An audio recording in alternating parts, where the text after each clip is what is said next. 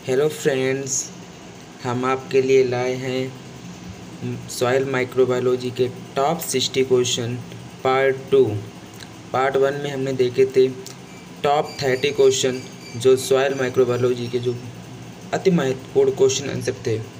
आइए स्टार्ट करते हैं। क्वेश्चन नंबर 1, जीवाणु की कौन सी प्रजाति मृदा में सबसे अधिक पाई जाती है? एजोक्टोबैक्टर। मृदा में फंगस की वृद्धि के लिए उपयुक्त पीएच है 5.5 से 7.5 पीएच। बैक्टीरिया की वृद्धि के लिए उपयुक्त पीएच है 6.5 से 7.5। वर्मी कंपोस्ट किससे तैयार किया जाता है? केचुए से। पत्तियों का एक क्षेत्र जहाँ सूक्ष्मजीव निवास करते हैं फाइलोस्फीयर कहते हैं। क्वेश्चन नंबर 6, फास्फेट घुलनशील बैक्टीरिया है स्यूडोमोनास बैसिलस। फुल्विक एसिड है अम्लीय और क्षारीय एसिड घुलनशील। थर्मोफिलिक का तापक्रम कितना होता है? 30 से 85 सेल्सियस। और मीसोफिलिक का टेम्परेचर कितना होता है? 10 से 30 सेल्सियस।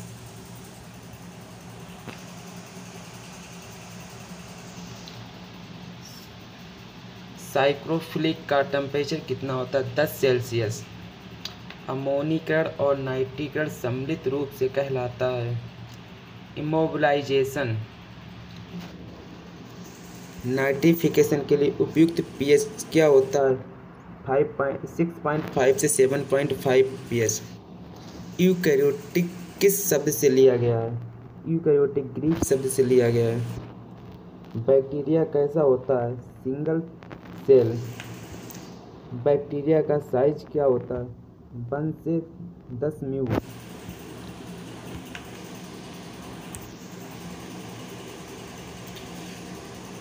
जीवाणुओं को पादप समझा जाता है क्योंकि उसमें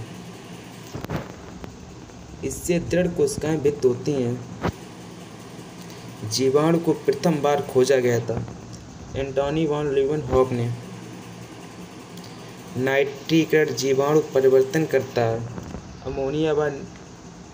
अमोनिया के यौगिकों को नाइट्रेट में। Father of modern mycology Anton de very.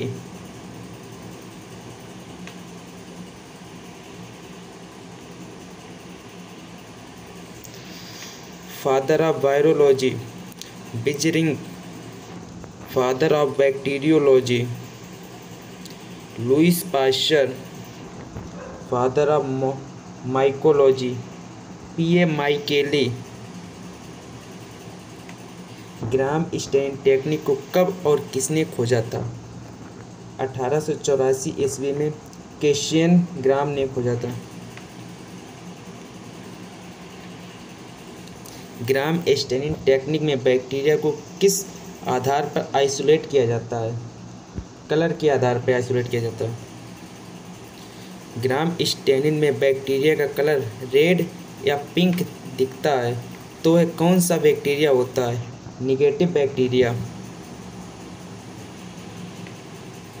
Nitrification के लिए उपयुक्त पीएच व टेम्परेचर होता है 6.7.4 पीएच 28 से 36 Celsius temperature.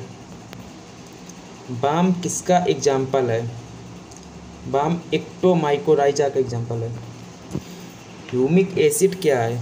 Organic matter.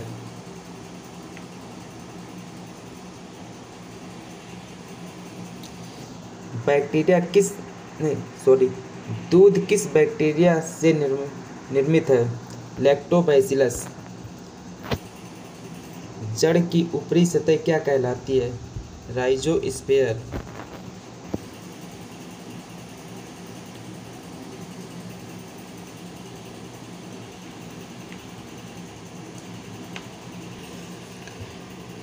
Penicillium mucus fusarium और स्परजेलस जेनेरा है मोल्ड्स। वैस्कुलर अवैस्कुलर माइकोराइजा उदाहरण हैं। इक्टोमाइकोराइजा अमोनीकरण और नाइट्रीकरण सम्मिलित रूप से कहलाता है। इमोबिलाइजेशन ईस्ट में कायिक जनन होता है मुकुलन द्वारा। छड़ आकार के बैक्टीरिया कहलाते हैं बैसिलस। वायरस का प्रोटीन कोड कैपिडो। फास्फोरस घुलनशील सूक्ष्म जीव है बाम।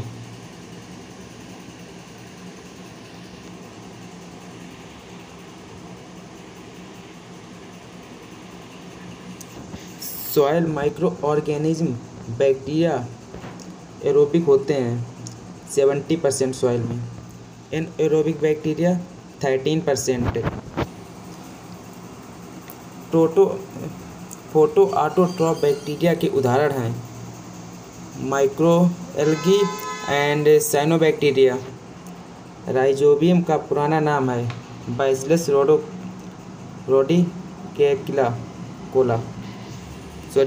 रोडिकोकुला।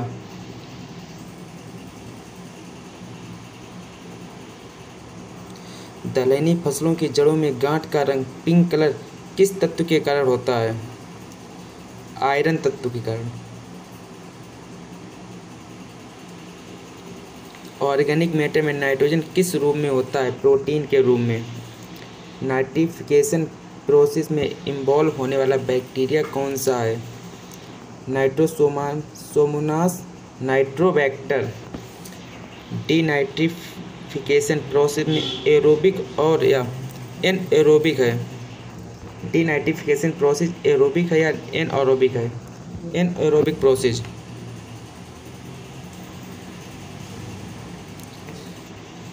हार्टिंग नेट मृदा में किसके द्वारा होता है?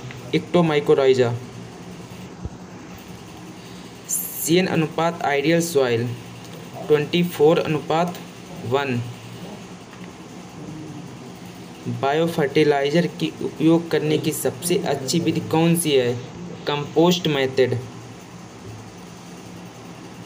थायोबैसिलस फेराऑक्सीडेंस किस प्रकार का बैक्टीरिया है? सल्फर ऑक्सीडेस है।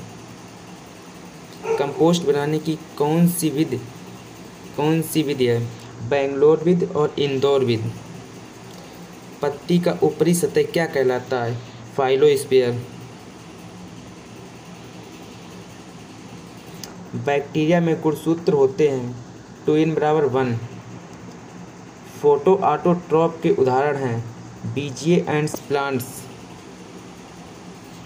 राइजोबियम जापोनिकम किस फसल में काम आता है? मूंगफली और सोयाबीन में। यूरिया में नाइट्रोजन किस रूप में पाया जाता है? Organic fertiliser. ऑर्गेनिक फॉर्म में होता है। दही में शामिल होने वाला जीवाणु है स्ट्रेप्टोकोकस। राइजोबियम का सहजीवी संबंध है फलियों से। एक पैकेट राइजोबियम में कितना किलोग्राम बीज उपचारित होता है? 10 किलोग्राम बीज उपचारित होता है। जीवाणुओं का अध्ययन कहलाता है बैक्टीरियोलॉजी।